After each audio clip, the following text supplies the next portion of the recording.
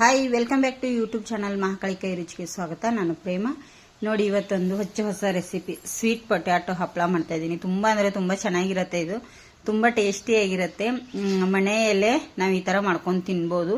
ಏನು ಒಂದ್ ಸ್ವಲ್ಪ ಎಣ್ಣೆಯಲ್ಲಿ ಕರೆದ ತಕ್ಷಣ ಕಪ್ಪಾಗುತ್ತೆ. ಅದು ಗೆಣಸಿಂದು ತಂದು ತಾನ ಹೋಲಿಸ್ಕೋಬೇಕಲ್ಲ, ಆ ತರ ಕಪ್ಪಾಗುತ್ತೆ. ತುಂಬಾ ಟೇಸ್ಟ್ ಆಗಿರುತ್ತೆ, ತುಂಬಾ ಚೆನ್ನಾಗಿರುತ್ತೆ. ನೀವೊಮ್ಮೆ ಮನೆಯಲ್ಲಿ ಟ್ರೈ ಮಾಡಿ ಹೇಗೆ ಬಂದಿದೆ ಅಂತ ಹೇಳಿ ಕಮೆಂಟ್ ಮಾಡೋದನ್ನ ಮರಿಬೇಡಿ. ಸೈಡ್ ಡಿಶ್ ಆಗಿ ಅಂತೂ ತುಂಬಾನೇ ಚೆನ್ನಾಗಿರುತ್ತೆ. ಅನ್ನ ಸಾಂಬಾರೊಟ್ಟಿಗೆ ಏನಾದ್ರೂ ಹಬ್ಬ ಹರಿದಿನಗಳಲ್ಲಿ ಫಂಕ್ಷನ್ ಇರುವಾಗದು ತುಂಬಾ ಟೇಸ್ಟಿಯಾಗಿರುವಂತಹ ಹಪ್ಪಳ. ನಮ್ಮ ಮನೆಯಲ್ಲಿ ಅಂತೂ ಎಲ್ರಿಗೂ ತುಂಬಾನೇ ಇಷ್ಟ ಆಗಿದೆ. ಹೇಗೆ ಬಂದಿದೆ ಅಂತ ಹೇಳಿ ಕಮೆಂಟ್ ಮಾಡಿ.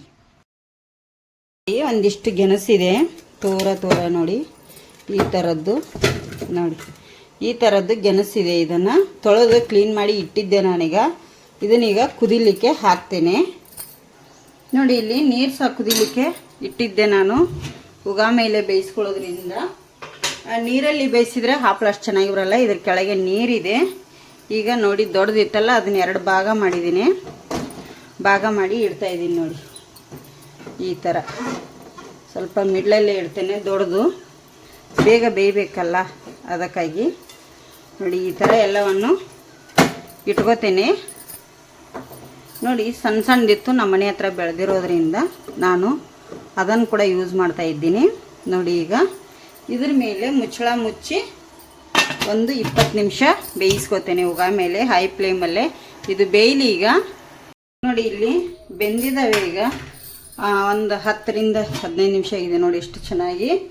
ಈಗ ಇವನ್ನ ವಾವ್, ನೋಡಿ ಎಲ್ಲ ಬೆಂದು ನೋಡಿ, ಸಿಪ್ಪೆ ಈ ಥರ ಸಿಪ್ಪೆ ಬರಬೇಕು.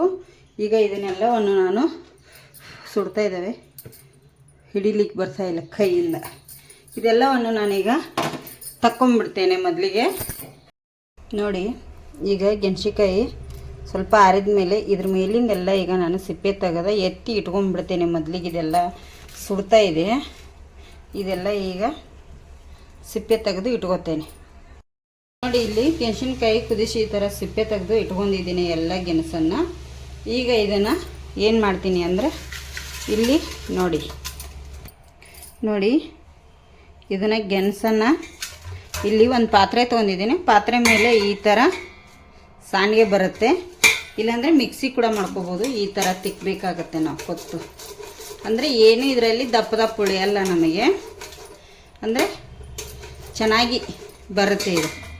ಈ ಥರ ನೋಡಿ, ಹಿಟ್ಟು ಹಪ್ಪಳ ಮಾಡಲಿಕ್ಕೆ ತುಂಬ ಚೆನ್ನಾಗಿರುತ್ತೆ. ಈ ಥರ ಇದನ್ನೆಲ್ಲ ತಿಕ್ಕೋಬೇಕು ನಾವೀಗ. ನೋಡಿ, ನೈಸಾಗಿ ಬರುತ್ತೆ. ಇದನ್ನೀಗ ಎಲ್ಲ ತಿಕ್ಕಿ ರೆಡಿ ಮಾಡಿ ಇಟ್ಕೋತೇನೆ. ಈಗ ನೋಡಿ, ಗೆಣಸಿನಕಾಯಿನ ತುರಿದು ಈ ಥರ ಎಲ್ಲ ಪುಡಿ ಮಾಡಿ ಇಟ್ಕೊಂಡಿದ್ದೇನೆ ನಾನು. ಅದೇ ಸಾಣಿಗೆಯಲ್ಲೇನೆ ತಿಕ್ಕಬೇಕು. 1 ರಿಂದ 1.5 ಟೇಬಲ್ ಸ್ಪೂನ್ ಅಷ್ಟು ನಾನಿಲ್ಲಿ ಜೀರಿಗೆನ ಹಾಕ್ತಾ ಇದ್ದೀನಿ. ಹಾಗೆ ಇದಕ್ಕೆ ಚಿಲ್ಲಿ ಫ್ಲೇಕ್ಸ್ ಸಿಗುತ್ತೆ, ಇಲ್ಲಾಂದರೆ ಬ್ಯಾಡಿಗೆ ಮೆಣಸು ಮನೆಯಲ್ಲಿದ್ದರೆ ಈ ಥರ ನಾವು ಮಿಕ್ಸಿಗೆ ಹಾಕಿನೇ ಮಾಡ್ಕೋಬೇಕಾಗತ್ತೆ. ನಾನು ಇಲ್ಲಿ ಮಿಕ್ಸಿಗೆ ಹಾಕಿ ಮಾಡ್ಕೊಂಡಿದ್ದೇನೆ. ನಮಗೆ ಎಷ್ಟು ಬೇಕು ನೋಡಿ ಅಷ್ಟನ್ನು ಹಾಕ್ಕೊಳ್ಳಿ. ಇಲ್ಲಿ ಒಂದು 2 ಟೇಬಲ್ ಸ್ಪೂನ್ ಅಷ್ಟು ಚಿಲ್ಲಿ ಫ್ಲೇಕ್ಸನ್ನು ಹಾಕಿದ್ದೇನೆ. ಹಾಗೆ ಇದಕ್ಕೆ ರುಚಿಗೆ ತಕ್ಕಷ್ಟು ಉಪ್ಪನ್ನು ಸೇರಿಸಿದ ಮೇಲೆ ನಿಮಗೆ ಬೇಕಂದರೆ ಹಪ್ಪಳ ಖಾರ ಹಾಕ್ಕೊಳ್ಳಿ, ಬೇಡಂದರೆ ಬಿಡಿ. ನಾನಿಲ್ಲಿ ಹಪ್ಪಳ ಖಾರ ಹಾಕಿಲ್ಲ, ಚಿಲ್ಲಿ ಫ್ಲೇಕ್ಸು ಜೀರಿಗೆ ಅಷ್ಟೇ ಹಾಕಿದ್ದೀನಿ. ಇದನ್ನೀಗ ಚೆನ್ನಾಗಿ ಮಿಕ್ಸ್ ಮಾಡ್ಕೋಬೇಕು. ನಾವು ಆ ಥರ ಸಾಣಿಗೆಯಲ್ಲಿ ತುರ್ಕೊಂಡ್ರೆ ನಮಗೆ ಎಲ್ಲಿಯೂ ಗಂಟು ಅಂತೇಳಿ ಸಿಗೋದಿಲ್ಲ. ಈ ಥರ ಚೆನ್ನಾಗಿ ಆಗುತ್ತೆ. ನೋಡಿ ಎಷ್ಟು ಗಟ್ಟಿ ಇದೆ ಅಲ್ಲ. ಇದನ್ನು ನಾವು ಕುದಿಸ್ಕೊಳ್ಳೋಂಥ ಅವಶ್ಯಕತೆಯೇ ಇಲ್ಲ. ಈಗ ಇದೆಲ್ಲವನ್ನು ಚೆನ್ನಾಗಿ ಒಂದೋ ರೀತಿ ಮಿಕ್ಸ್ ಮಾಡ್ಕೋಬೇಕಾಗತ್ತೆ. ಈಗ ಇದನ್ನು ನಾನು ಎಲ್ಲವನ್ನು ಮಿಕ್ಸ್ ಮಾಡಿಬಿಡ್ತೇನೆ. ನೋಡಿ, ಇಲ್ಲಿ ಈ ಥರ ನಮಗೆ ಯಾವ ಸೈಜಲ್ಲಿ ಬೇಕು ನೋಡಿ ಆ ಸೈಜಲ್ಲಿ ಉಂಡೆ ಕಟ್ಕೊಂಡ್ರೆ ಸಾಕು. ನೋಡಿ, ಎಷ್ಟು ದೊಡ್ಡದು ಬೇಕು ನಮಗೆ ಅಷ್ಟು ದೊಡ್ಡದು ಉಂಡೆ. ಈ ಥರ ಎಲ್ಲಿ ಸಿಲ್ಕ್ ಬಿಡಬಾರ್ದು, ಆ ಥರ ಉಂಡೆ ಕಟ್ಟಿ ರೆಡಿ ಮಾಡಿ ಇಟ್ಕೋತೇನೆ ನಾನೆಲ್ಲ ಇದೇ ಸೈಜಲ್ಲಿ. ಈಗ ನೋಡಿ, ಇಲ್ಲಿ ಈ ಥರ ಈಗ ಉಂಡೆ ಕಟ್ಟಿ ರೆಡಿ ಮಾಡಿ ಇಟ್ಕೊಂಡಿದ್ದೇನೆ. ಹಾಗೆ ಇಲ್ಲೇ ಒಂದು ಪ್ಲಾಸ್ಟಿಕ್ ಹಾಸಿದ್ದೀನಿ ನೋಡಿ, ಕಾಣ್ತಿರ್ಬೋದು ನಿಮಗೆ. ಹಾಗೆ ಇಲ್ಲಿ ಸೈಡ್ ಇಟ್ಕೊಂಡು ಈಗ ನೋಡಿ, ಈ ಥರ ನಿಮಗೆ ಈ ಥರ ಮಣಿ ಸಿಗುತ್ತೆ. ಇದು ಹಪ್ಪಳ ಮಾಡೋ ಮಣಿನೇ. ಅದಕ್ಕೆ 2 ಅಥವಾ ಪೇಪರ್ ಇದ್ದರೆ ಈ ಥರ ನೋಡಿ ಬಟರ್ ಪೇಪರ್ ಈ ಥರ ಇದ್ದರೆ ಸಾಕು.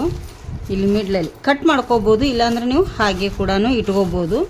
ನಾನಿಲ್ಲಿ ಕಟ್ ಮಾಡ್ತಾ ಇಲ್ಲ, ಹಾಗೆ ಇಟ್ಕೊಂಡಿದ್ದೀನಿ ನೋಡಿ ಈ ಥರ. ಇದಕ್ಕೆ ಈಗ ಸ್ವಲ್ಪ ಎಣ್ಣೆನ ಹಚ್ತೀನಿ ನಾನು. ಎರಡೂ ಸೈಡು ಎಣ್ಣೆ ಹಚ್ಕೋಬೇಕಾಗತ್ತೆ ನೋಡಿ. ಎರಡು ಸೈಡ ಪೇಪರಿಗೆ ನಾನು ಇಲ್ಲಿ ಎಣ್ಣೆ ಕೂಡ ಹಚ್ತಾ ಇದ್ದೀನಿ. ಎಣ್ಣೆ ಹಚ್ಚಲೇಬೇಕಾಗತ್ತೆ, ಎಣ್ಣೆ ಇಲ್ಲ ಅಂದರೆ ಇದಾಗುತ್ತೆ. ಇಲ್ಲಿ ನಾನು ಇದನ್ನ ಪೇಪರನ್ನು ಒಳಗಡೆ ಹಾಕಿದ್ದೇನೆ. ಈಗ ಇದ್ರ ಮೇಲೆ ಒಂದೊಂದೇ ನಾವು ಈ ಥರ ಉಂಡಿನ ಇಟ್ಕೋಬೇಕಾಗತ್ತೆ. ಹಾಗೆ ಈಚೆ ಸೈಡ್ನೂ ಕೂಡ ನಾನಿಲ್ಲಿ ಪೇಪರಿಗೆ ಎಣ್ಣೆನೇ ಹಚ್ಚಿದ್ದೇನೆ ನೋಡಿ. ಈ ಥರ ಮುದ್ದೆ ಆಗಬಾರ್ದು, ಪೇಪರನ್ನು ಕರೆಕ್ಟಾಗಿ ನೀಟಾಗಿ ಇಟ್ಕೊಳ್ಳಿ. ಈಗ ಇದನ್ನು ಪ್ರೆಸ್ ಮಾಡಬೇಕು ನೋಡಿ. ಒಂದು ಸತಿ ಪ್ರೆಸ್ ಆದರೆ ಸಾಕು, ಅದು ಆಗಿರುತ್ತೆ ನೋಡಿ. ಇಲ್ಲಿ ಒಂದು ಸತಿ ಈ ಥರ ಪ್ರೆಸ್ ಮಾಡಿದ ಮೇಲೆ ತೆಗೆದ್ರೆ ಆಯಿತು, ಅಲ್ಲಿ ಹಪ್ಪಳ ರೆಡಿಯಾಗಿರುತ್ತೆ ನೋಡಿ. ಈ ಥರ ಮೇಲ್ಗಡೆದ ಹಪ್ಪಳ ತೆಗೆದು ಇದನ್ನು ಈ ಥರ ಕವರ್ ನಾವು ತಗೊಂಡು ಇಲ್ಲಿ ಹಾಕಿದರೆ ಆಯಿತು ನೋಡಿ. ಇಷ್ಟು ಹಾಕಿದರೆ ಆಯಿತು, ಇದು ಓಪನ್ ಆಗುತ್ತೆ ನೋಡಿ. ಕಾಣಿಸುತ್ತೆ ನಿಮಗೆ? ಇದೇ ಥರ ನಾನೀಗ ಹಪ್ಪಳನ ಎಲ್ಲವನ್ನು ರೆಡಿ ಮಾಡ್ಕೋತೇನೆ. ಒಂದು ಸ್ವಲ್ಪ ಹೊತ್ತು ನೆರಳಿಗೆ ಹಾಕಿದ ಮೇಲೆ ಮತ್ತೆ ನೀವು ಬಿಸಿಲಿಗೆ ಹಾಕ್ಕೊಳ್ಳಿ. ಒಂದು ದಿನ ಅಥವಾ 2 ದಿನ ಒಣಗಿಸಿದ್ರೆ ಸಾಕು, ಚೆನ್ನಾಗಿ ಒಣಗಬೇಕು ನೋಡಿ. ಇದೇ ಥರ ನಾನೀಗ ಹಪ್ಪಳನ ಎಲ್ಲ ರೆಡಿ ಮಾಡಿ ತೋರಿಸ್ತೇನೆ. ಇಲ್ಲಿ ಹಪ್ಪಳ ಎಲ್ಲ ರೆಡಿಯಾಗಿದ್ದಾವೆ ಹಾಕಿ. ಇದು 2 ದಿನ ಅಂತೂ ಒಣಗಬೇಕು. 2 ದಿನ ಆದಮೇಲೆ ನಿಮಗೆ ತೋರಿಸ್ತೇನೆ ನೋಡಿ. ಗೆಣಸಿನ ಹಪ್ಪಳ ಯಾವ ಥರ ಬಂದಿದ್ದಾವೆ, ಎಷ್ಟು ಚೆನ್ನಾಗಿ ಬಂದಿದ್ದಾವಲ್ಲ ನೋಡಿ. ನಿಮಗೂ ಗೊತ್ತಾಗಿರ್ಬೋದು, ಸೂಪರಾಗಿದ್ದಾವೆ. ಈಗ ಎಣ್ಣೆಯಲ್ಲಿ ಕರೆದು ತೋರಿಸ್ತೇನೆ ಯಾವ ಥರ ಬಂದಿದ್ದಾವೆ ಅಂಥೇಳಿ ನೋಡಿ. ಇಲ್ಲಿ ಎಣ್ಣೆ ಕೂಡ ಕಾಯ್ಲಿಕ್ಕೆ ಇಟ್ಟಿದೆ, ಎಣ್ಣೆ ಕೂಡ ಕಾದಿದೆ. ಒಂದೊಂದೇ ಹಪ್ಪಳ ಹಾಕ್ತೇನೆ, ಯಾವ ಥರ ಬಂದಿದ್ದಾವೆ ಅಂಥೇಳಿ ನೋಡೋಣ. ತುಂಬ ಚೆನ್ನಾಗಿ, ತುಂಬ ಟೇಸ್ಟಿಯಾಗಿ, ಇದರಲ್ಲಿ ಚಿಲ್ಲಿ ಫ್ಲೇಕ್ಸ್ ಎಲ್ಲ ಹಾಕಿರೋದ್ರಿಂದ ತುಂಬಾ ಚೆನ್ನಾಗಿ ಬರ್ತಾವೆ ನೋಡಿ. ಈ ಥರ ಕರ್ಕೊಂಡ್ರೆ ಆಯಿತು ನೋಡಿ. ಪ್ಯೂರ್ ಗೆಣಸಿನ ಹಪ್ಪಳ ಯಾವ ಥರ ಬಂದಿದ್ದಾವೆ, ತುಂಬ ಚೆನ್ನಾಗಿದ್ದಾವೆ.